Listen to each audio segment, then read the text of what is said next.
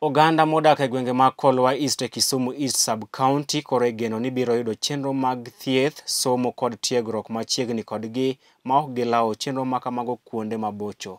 Roslyn Awiti ni kod ler mathoth.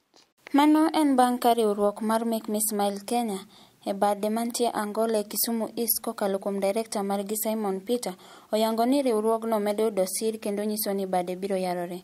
Kawuono en odiechieng' maber ahinya nikech wayudo welo ma iluongo ni donors kata supporters mag Make Me Smile Kenya odiechieng' ma kawuono.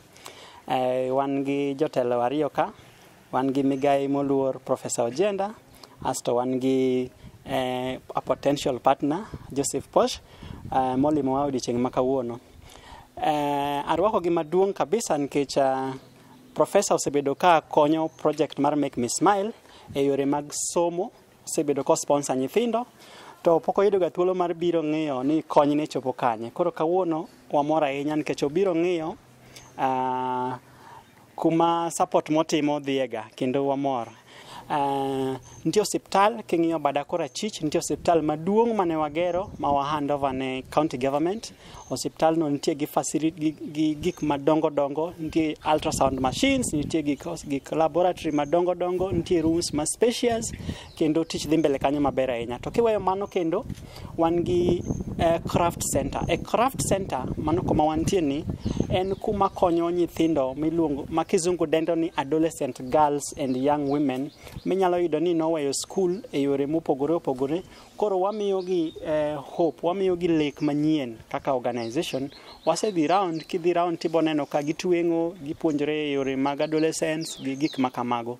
Koro gikone ni wadwaro ni nyithindo gi obed empowered.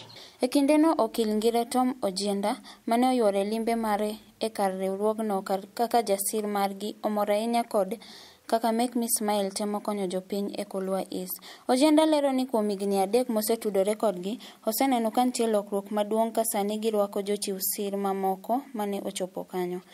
Watimo projects gi county government. Okinyi kawuono ne waneno Governor His Excellency moluor Professor Peter Nyang' Nyong'o ne wane ofise kendo ne wawuoyo kode maber koluwo yore mag projects. Ne wan gi Mr. Poshe moa Mormon Church manigi pesa moko modwa keto osiptende gi sikunde. To mae achiel kuom projects mwasetimo ma wasemiyo county government. Kendo sani kidhi osiptal ka iyudo ka nitiere jo thieth mobiro madwa ni mondo thiedhgi. Joma miyo yath en osiptal ma fully equipped. Ka ing'iyo bat achich koni mine luoko nikech ne wakunyo pi ma supply area mar Kolwa ni rite. Koro sani wan focus on development mar Kisumu County. Kwang'iyo go mbele. Sani koro higni 3 kadhi mbele. To kendo wabro dhi mbele kode nikech Sam Peter nosiepa machakre chon. Sani wan gi nyiri 10 matieko tiegruok mar loso charan gi loso lewni mar charan kendo gi graduate tarik 30. Koro wabro miyo waloso koro wabro miyo charende ma giwuok go. Ng'eny gi gin mine mane onyuol e skul to duogo, koro waduoko gi mondo giti gi ng'eti charan maka giwuok to gido gima gitimo. Riwruok mar kanisa The Church of Jesus Christ of Latter-day Saints en riwruok masani koro nosewuok oko mar siro migao ni kaka ilero gi Joseph Posh mosingo keto omenda modhuro ne siro jopiny. Today we are here in Kisumu in the hopes of working together in close partnership with the county government as well as other potential partners like Make Me Smile Kenya to see how we can best support in terms of helping with the education system as well as the healthcare system within the county. And so that has been the theme of today's visit.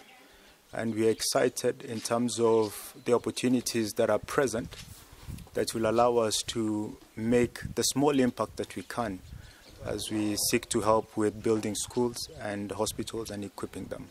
What we've seen here today is an exemplary performance from a community development institution or organization. And so we applaud what Make Me Smile Kenya is doing. And we've seen opportunities where we can come in and plug in and support. But those are discussions that we'll continue to have with Simon Peter in terms of opportunities here as well as elsewhere where he's running his projects.